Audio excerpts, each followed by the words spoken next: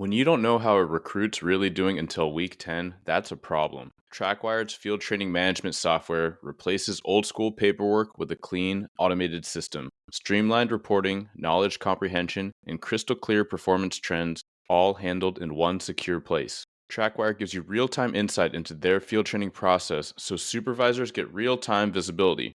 FTOs save hours and recruits stay on track. If you want to tighten up your FTO program, start by going to trackwire.com. That's tracwire.com. From interviews to jail calls, Ditto Transcripts delivers fast, confidential, and court-ready transcription for law enforcement agencies. Ditto is CJIS compliant and is already working with agencies all over the U.S., including the Washington State Patrol and the National Park Service Investigations Unit. Get started now at dittotranscripts.com. That's dittotranscripts.com. The views and opinions expressed by the host and guests of this show do not represent their employing agency, department, or organization. All information should be regarded as anecdotal, contextual, and educational, and should not be misinterpreted as legal or medical advice. Welcome to Blue Grit Radio, the podcast that explores making better cops for a better community. I'm your host, Eric Tung. I've been an active police officer since 2007. We will dive into the aspects of police culture, health and wellness, leadership, and mindset. You'll hear from experts not only from policing, but all industries as they relate to being our best with purpose, passion, and positivity. Join me as we share stories, lessons, and advice so we can all be better for ourselves, our teams, our families, and our communities. Thanks for tuning into this episode. This is part 2 of my practice oral board interview with Jay. If you missed the first part, make sure to go back a couple episodes and find that so you can listen to the full interview, questions and answers. And this episode is focused on the response feedback tips that he can consider for next time. I sincerely hope this helps you on your journey to starting your first responder career. If you have any questions, shoot me a line. And if you need more advice or tips, be sure to visit my website, bluegritwellness.com. If you already have the guide and you're looking for more help, I'll likely be running a group coaching session later this year online. Make sure to send me a message, and if I have enough people where the timing works out, I'll definitely put that on. All right, we are wrapping that interview. So, nice work, man. How do you feel? I felt like I did all right. You definitely threw some curveballs at me that I hadn't thought about. So, Yeah, what sticks out to you? What do you think went well? I think I covered some good points about community policing, and I think my answer to why I wanted to become a police officer was a good answer. That's like my honest answer. I think I answered a lot of the first few questions pretty well. Um, there were definitely some questions I could have answered better. I'd have to go back and look at the recording. Yeah. We'll go through the whole thing chronologically. I would Okay. agree as far as your strengths. Definitely had some good prongs in the answers, like community engagement. And then we also have talked about this, so I know you're not just pulling it out. These are things we talked about. But as far as the purpose, it's stronger than when we first talked. But I will also pick on you to say, I think you can give us more. But we'll just get into it. So first off, a mock interview, it's clunky. Sometimes this feels more uncomfortable than the real thing because you're like, Yeah. I've been talking to you and now we're like acting like it's the real thing and it's not really the real thing. But I think you did really well. So first off there, and then I start off just saying like, hey, thanks for coming in. So, we're kind of just jumping into it. I'm assuming you would already do this with like being on time, sitting up straight and then, in the lobby or the holding tank, wherever they put you in a room until they come and get you. And then it's, posture, smile, handshake. Thanks for having me. So that's all assumed. I do have one question. Yeah. How do you think I spoke and presented myself physically? Yeah. Overall, well. And then I would say if it's Zoom, there's like I stumbled upon this. If it's Zoom, you almost have to play up extra a little bit of like, what you're doing with your eyes and your brow. Like you don't want over the top or distracting, but sometimes it's helpful to kind of lean in, lean away, head nods, Yeah. because otherwise it's just static. And you know how we have such bad attention spans, and purposely I wasn't giving you a whole lot. Like I wasn't smiling a lot, I wasn't nodding, because a lot of Yeah. times the assessors, they just won't, because they're focused on writing stuff down just like I was, or Yeah. they're actually instructed. Usually they're instructed like, hey, don't give them too much. You're really, because you want to be objective, you don't want your nodding or your kind of frown to reflect on the candidate. So that is a good reminder. Just don't get sucked into, if everyone just has like RBF and you're like, man, I'm tanking. That might not be true at all. So That's how just I was at my first oral board. yeah, yeah. Yeah. So I would say, stay positive. Like I've shared this before, but I'm the way of like, before getting into this job and getting more confident with public speaking and stuff, I would generally default to know that I would generally be more like monotonous, like more monotone, and my eyes, and I would be less smiley, less engaged. So it's really almost like, if I tell myself, "Hey, you got to really put it on," I'll probably not seem over the top. Like I'll probably seem like pretty engaged, and like, if I think I'm smiling really big, I'm probably smiling like kind of medium. And so it's kind of just a self awareness thing. But Yeah. you won't go wrong. And so that, with your interview just now, you would benefit from smiling more, and sometimes it's like smiling with your eyes, but also you just kind of, there's a way to smile and talk about yourself without seeming goofy or over the top. Yeah. Um, I have seen people for years, like they come in, they're just beaming, like they're just that type of person, you can tell, and that's cool. But then there's also people that smile a lot and they're a little nervous, and that's okay. Like gonna, that's not gonna reflect poorly. Um, so yeah, to answer your question, overall good. Like your answers were thought out. They gave detail. There are some that I would ask for more detail, and we'll go through that. And then there are some that, I think the first one is hard, because the question on purpose is just kind of like, hey, like tell us about yourself. And there's a blank canvas, right? And so you didn't go on too long. I think any longer, I would tell you to cut it back. But it's just, for most people, it's know what your big points are. Like, who are you? What makes you stand out? Um, and so, not sure exactly what I would add. I think mostly people just want to know who you are, where you're from, like what a little bit of your background. You talked about your schooling, which is good, taking some courses. Um, I think that we just don't want more where you're just rattling off all this stuff you're doing. But is there anything that you can think of? You don't have to answer now, but like what sets you apart? And I think that's an opportunity when you're given this blank canvas of like, hey, who are you? It's not just like where you grew up and where you went to school, but like, who are you? And we're not going super super duper deep, but like, at the end of the day, when people saw 5 or 10 interviews, like when they look at Josh, like, something about you might stand out, either your interests, your passions, like hobbies. There's a way to sprinkle it in just so people get, hey, this is a dude that reminds me of this other guy, or reminds me of my kid, or reminds me of my dad.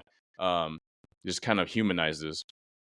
Yeah. Yeah, I think one of the things that sticks out about me is how many countries I've been to, Hmm. Yeah. and just that I have a lot of exposure around the world. I think that's something that's more of an experience that I've had that stands out. That would stand out. As far should I be thinking of something, a personal trait of me that stands out, or No, I think you're on the right track. And so, from prior conversations, I do think that that stands out, right? You get into it with the diversity question, but you didn't talk about all of it that I know, which is that that could be very natural and organic to just to say, yeah, I grew up in this area. Um, but a lot of my growing up has been all over the world, and so people are like, interesting, right? Like they're kind of yeah, leaning in, they're yeah, like, oh, that's not common, I wonder why. yeah, And you want that. That's just like, in general, that's just fascinating, right? So, and you could even put it in, insert something like, and I know this from prior conversation, but like you're fascinated with culture, you love learning about it, and so that you don't have to say like that's why I'm here, that's what sets me apart, but people on the other side of the table hear that and they're like, okay, someone that's fascinated by culture and people, different peoples, like that's something we want. That's really good. That's a good trait to have. So it's just really just about you, like something interesting about yourself. And like I said, it could be interest. Some people they just identify with like growing up playing sports, and then so they share that, and someone else is Yeah. like, oh yeah, me too. Or just being an avid outdoors person, like just it doesn't have to be anything specific, but sometimes it just breaks the ice a little bit more than just what you would have on your resume. That makes sense. Yeah. Yeah. All right, That's good. cool. We'll keep cruising. So like I said, I like some of the variety. We talked about duration of that question, uh, and into the why. And you talked about what. So sometimes this will happen where you give an answer, and then their next question on the paper it alludes to that, and so it's very natural that they say that. I really like how you said, yeah, as I said, and you kind of highlighted again, because sometimes like the grading criteria is really strict. So if you're like, well, I already talked about this, so I'll talk about something else, and you don't get the points for the first or for the second Yeah. question. So you did a good Yeah. job bridging it, reminding us of those things. And then I would say that this is an opportunity like, okay, cool. You like the variety of ride along, you've been on ride alongs, but again, like I would encourage you to think about like why do you want to do this job? Like why, post 2020, like you were old enough to see what was happening in the world or the country and be like, okay, like media scrutiny, political, there's a physical danger element. Like why do I want to sign up for all that? Like why your purpose has to be greater than all those risks. Of course it is, you're enduring in this hiring process, but we want to hear it, like the people on the other side, like why is this that important to you? Why is this important societally, or why do you want to do it? And then just because it's front of mind is with SWAT, a lot of people want to do stuff like SWAT, and a lot of people like do not want to do stuff like SWAT because of the grind, because of the added danger, the expectations. So that says a lot about you when you later say like, yeah, I'm intrigued by SWAT. But then it's an opportunity to say why, because it's like Yeah. maybe you are into high drive, high performing teams. Maybe you like the grind. Maybe you are a high performer. Maybe you just like the idea of taking like all the baddest dudes off the street, and that is a function of SWAT. The risk, the excitement, so like that's for you to determine. But I think that there is a huge opportunity to let the assessors into a little bit of that. Okay. Um, yeah, I guess my why would be, first of all, I've always grown up and I respected law enforcement, and I think they've gotten kind of some backlash in the last few years, but I think I'm someone that holds good holds good qualities to be a good police officer and someone that can be a good representation of law enforcement, and I think that's why I want to do it, is cuz I think I'd be good at it. Yeah. And this is a note from just that response, but also like a few times where like you err on the side of humble, which is good. It's a safer place to be, but I would encourage you to show some more confidence even in how you say things. And this is something that I had to get better at, and literally some of my extremely experienced officers when they're testing for something like sergeant, where they're like, well, I think it's like, do you think or do you know, and do you believe? Like believe is a stronger word than think. And I Yeah. get that you're not like, hey, I'm the bee's knees, hire me, I'm gonna be great. Like that's too far, but you could say Yeah. things like, I am very proud of my value system. This is from talking to you more than just today, but like value, like upholding my values is something extremely important. Treating people with utmost respect, with with justice and fairness is extremely important to me as a personal value. And I recognize those traits are desired in police. I recognize those traits um, are important to police, and police officers need that. So you're almost saying like, I have this and police need that. You're not saying like I'm the guy. But there Yeah. is a time and place where it's okay to say like, yeah, this is absolutely my mission and my purpose, and I'm excited to find the opportunity. Because there is a hesitation sometimes, whether people realize it or not, on the assessment side, which is when people say, I think, well, I think I'd be good and I'd like to do my best, or like, I don't really want to take a chance on, I think, like, and I worry some people test a few times and then they don't get picked up and then they're done. Well, it shows that you didn't want it that bad. So there's a way just to show us a little more. Yeah. Yeah. Yeah, for sure. Cool. So follow up, I'd say like, or the next question or chunk, I would say, why here? Why this agency? Um, it's good that you do some amount of homework. You talk about the specific specialties. There's a way to like hit that real quick and nudge at your future orientedness, right? So you're like, hey, I know you have specialties like a really robust SWAT team.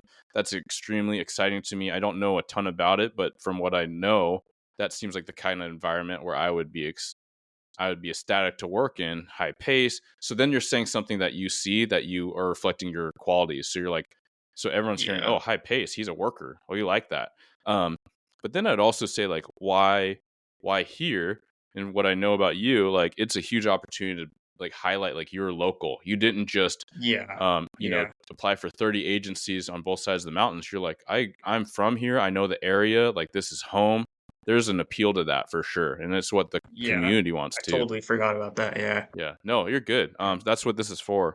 So, a nod to like why here specifically, and you can pick up on things like you asked about culture, which is a good question at the end. Um, but it is an opportunity to say what you pick up by either the sheriff or the chief's statements, what you can find on YouTube or their social media or their website, like their mission and their little blurb they write, how they do press releases.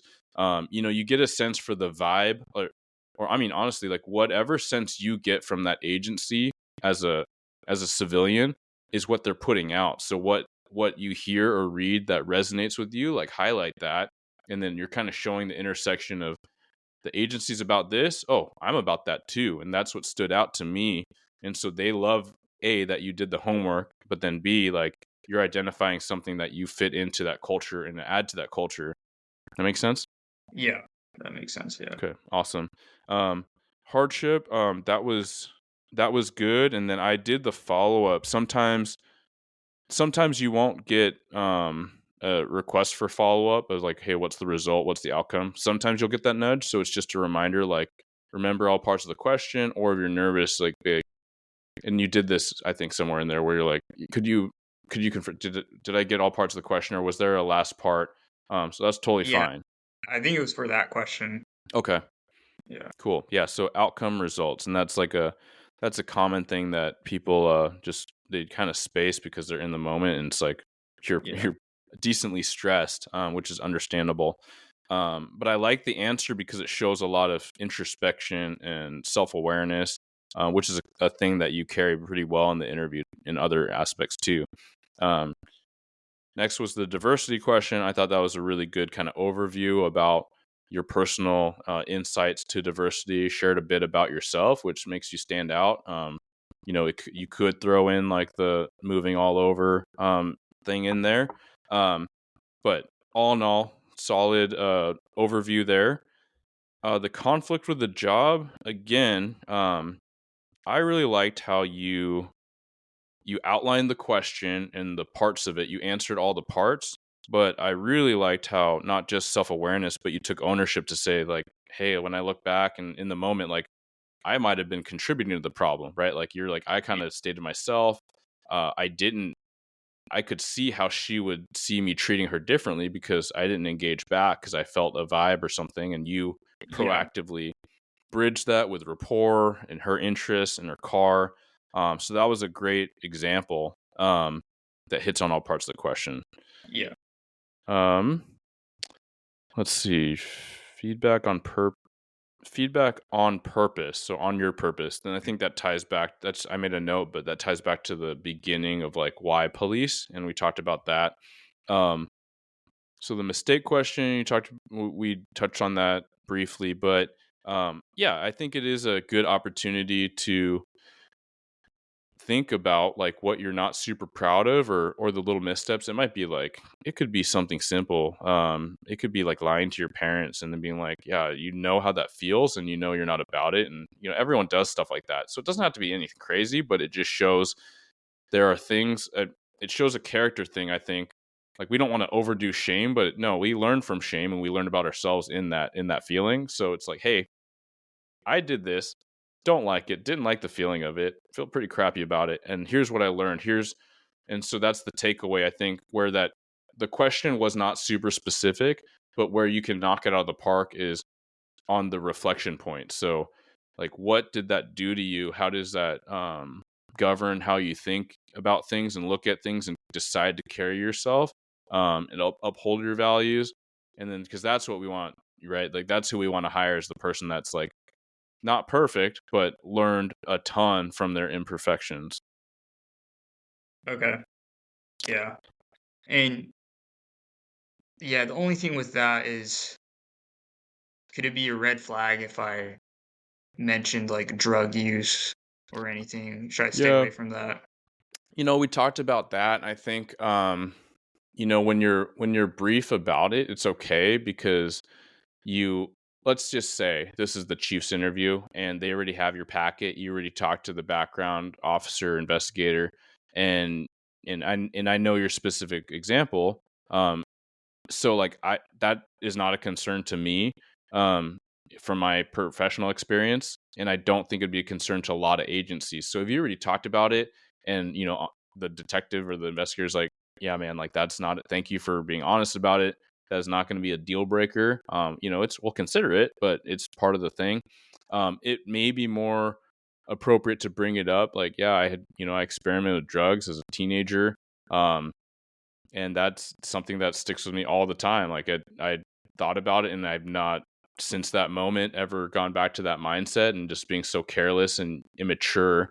But then, especially now, being wanting to get into law enforcement, recognizing that something like that could be a barrier, it motivates me to think extremely cautiously moving forward. But I also know that since that time, like, choosing the crowd I was hanging with in college and feeling really good about my college experience and being responsible and focusing on courses and people that were bettering me.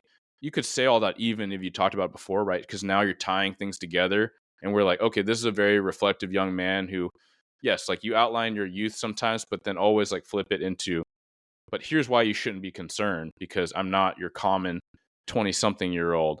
Um, and any hiring person knows there's a risk reward with a quote unquote younger candidate. It's, you're moldable, you're shapeable if you have the right attitude, and you have enough time away from mistakes.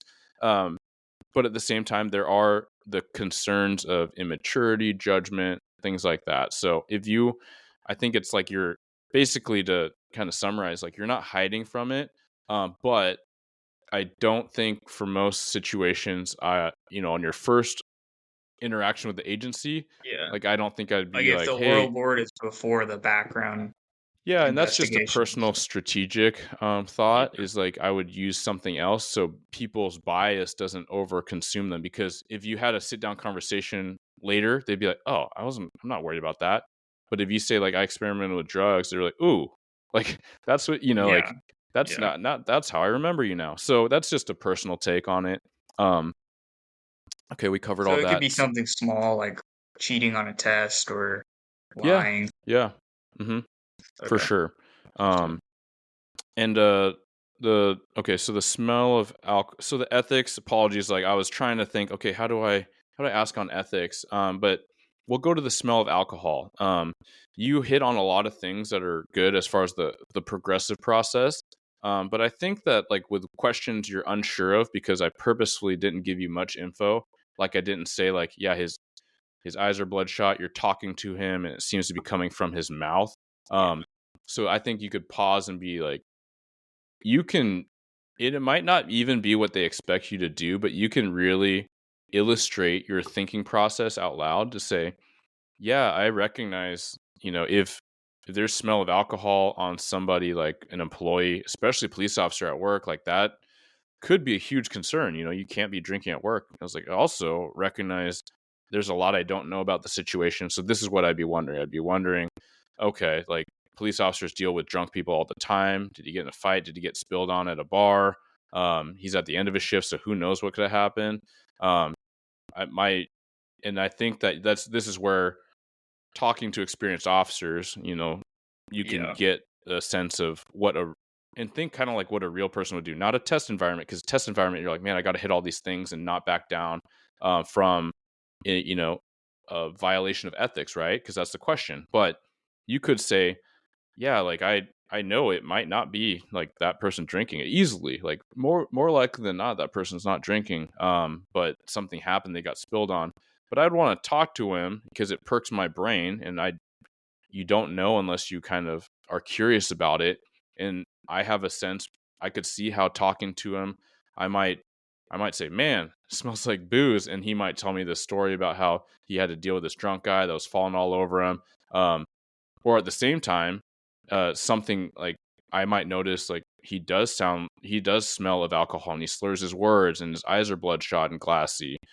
This is like an over the top answer. I don't think most entry level would come up with it, but just to show you like kind of how an experienced officer's brain would think. But then I love how you went into the, hey, like let's just say all things, all intents and purposes, the officer in the scene is like, yeah, man, I got a problem. I've been drinking. And are you gonna tell the boss? And I love how you're like, yeah, we can go. Let's go together. Like this is important, man. Like, but we need to make sure you're okay. And so this is where like the extra credit would be some aspect of peer support. Me like, hey, man, like you're not a bad person. Let's go. Let's handle it, right? Like, um, you're brave. You're accepting help. You're recognizing the thing. But then I really do like how you itemize like offer the life preserver. Let's go together.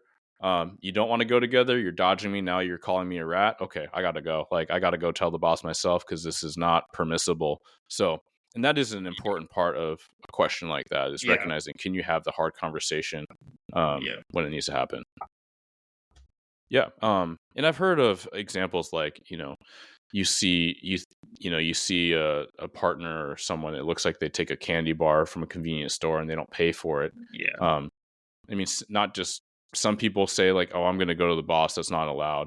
But then you could Yeah. also say like, let's ask about it, because maybe he left money on the counter and the store clerk never accepts his payment, so he did that. So like, hey, like, Yeah. hey, I don't know if you forgot to pay for that, or like, kind of thing, right? So same Yeah. idea. My scenario question that was how I would respond to a school shooting. Mm, It yeah. was it was you and I didn't really know like the like police steps how I would respond to that, so I didn't answer it in that type of way. I said yeah, I would go in the building. I think that officers know that there's certain situations where they need to put their lives on the line, and I think that's one of those situations. Yeah. And So this is like the extra credit is like, and I don't like hypotheticals really. I talk about that sometimes where I don't like it because a lot of people, you don't know unless you know. Um, and it's like most people that have like the desire to come into the job, like once they're told, then they're like, oh, okay. Like, yeah. So school shooting, active shooter, like you just go, you don't wait for backup. You go, you go to the sound of yeah, stimulus, screaming, or gunshots, and you find the suspect and you neutralize them, right? They comply, they give up, or they get shot, and you end them, right? So like that's like the real police officer answer that trained officers will say. However, there's ways to like inject that, that now because you've been hitting up police officers. You're like, hey, actually, I know this. I've thought about it, but I know that in an active shooter, like I gotta go, like speed. I know that upon the time that officers show up, they either will engage the officers in gunfight or they'll kill themselves. And that stops the killing of innocents. So you could say that and people will be like, dude, this guy knows. Like he's put yeah, himself there, he's asked the questions. So that's good. You could also say like, I mean, a lot of people just watch the news. They're not even interested in law enforcement, but they watch the news and they see failures in active shooters. They see failures where officers stand at the door, they call for more backup, they are literally frozen in fear, whereas like kids are getting killed inside. And Yeah. that's happened numerous times in the last few years. So you could say like, I know I'm not an officer yet, but like that is not satisfactory. Like you like I got family that have kids, I have friends that have kids. I might be a dad one day. Like kids are the people that cannot defend themselves. Like that is not satisfactory. If I'm outside the building with like a billy club or I'm outside with a gun, like I'm gonna do something about it. And that shows that conviction that you've thought about this really seriously, especially when you're saying, yeah, you're interested in stuff like SWAT because that's like a high degree of training. Yeah. But yeah, we could keep going on that. I'll try to keep moving along. We talked about the community policing. That was solid reflection there. Your personal values. I liked how you spoke very candidly and just organically, like on respect. Like, so it wasn't like over the top. It was just like, no, you've clearly thought about it. You think about what that means in the job. So that's an opportunity too to, when you look at the website, you look at the values, the mission statement, think about, okay, like not just words to memorize. You could drop it and kind of get some interest. Like people are like, oh, cool, he read the mission, but like beyond quoting it, like what does it mean, and what does it mean to you or in action? Like what does that look like? In ways that you could inject that into answers is great. I really liked. Sorry, I'm trying to cruise along. I really liked your strengths like empathy and calm, because I know them about you to be true. But also they are things that I think most people would agree, like cops, like are huge traits, like huge strengths. So there's the connection there. I like that you went with the goal, future oriented in the job. I specifically didn't say, hey, what do you want to do here at the agency in 5 years? But I like that you didn't shy away from it.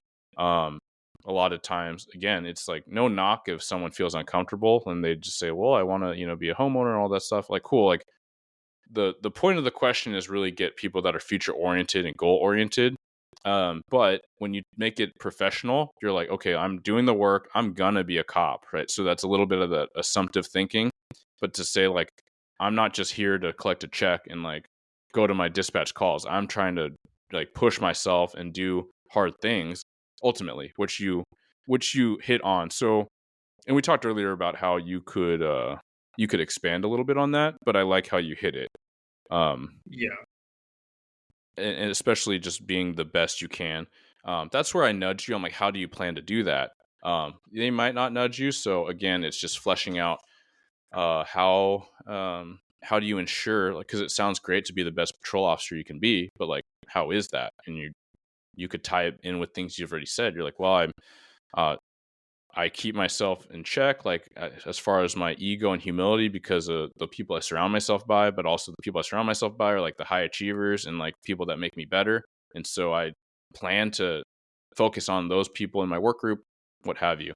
Um, I think the last thing was like questions for us. I like that you had questions. Sometimes people, it's like an opportunity to show that you've done some homework or you are thinking seriously about things. And they're like, no, I'm good, because they want out of the hot seat. Um, Yeah. Yeah. it's not a huge ding if people do that, but it is a huge opportunity that they're leaving on the table. Um, so yeah, I like that you thought about culture. So maybe a way to say it is like, what culture, what type of culture, or what's the state of your culture, and like what type of people are you looking for to bring into that? So it shows both. It shows you're curious, but also like you're reflecting on how you can be a bigger part of that answer. So Yeah. Yeah. And going back just a previous question, how mhm. when you were talking about um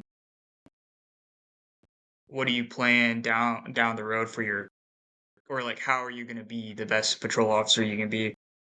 Um I was talking about how I would just stay humble and listen to people that are far more experienced than I Yeah, you am. you brought up Is mentors. I thought that was great too. Yeah. Okay. Yeah. Sorry, you already covered that. Yeah. Yeah, no, that's solid. Again, it's like once you had the follow up, you hit all the things. So I don't Okay. like the Okay. full answer was really good. Yeah, that's good. So it's just a nudge on, if questions are a little bit more vague, think about how you can inject those things. That's the pre planning, right? So not just stories, but like your traits and how how you stand out character-wise. So, all right, I'm really excited to share with you the Blue Grit Police Testing and Hiring Guide that's live on the website. Really, this is the culmination of everything I've learned about police testing from the time I came in myself and had to figure out trial by fire what it was that agencies wanted. At the same time, how to showcase my best version of myself, right? It's not about being something that you're not, but it's about understanding each stage in the game so you can present the best way. In my guide, I go in everything about the hiring landscape right now, how to develop your mindset, what to expect, and how to show up. So it's about knowing yourself well, like identifying strengths, weaknesses, how to conceptualize this, how to articulate this, and then going into the test itself. So written, physical components, interviews, everything that we're looking for there, the background, what that entails, polygraph, psych eval, medical, what these things all are, what they're trying to yield or determine, and then how you can make sure that you are showing up to be effective so you're not wasting your time, stress, money, all the angst of waiting for this extremely long-term process to go through. So just show up the right way, your best way the first time. Again, you can find that at bluegritwellness.com. Go to the shop, so it's bluegritwellness.com/shop. Thank you for tuning into another episode of Blue Grit Radio. As always, support this community by subscribing, giving us a 5-star review, and following, liking, and sharing posts on Blue Grit Wellness on Instagram. You can reach me there or email me at bluegritwellness@gmail.com. Be well and stay gritty.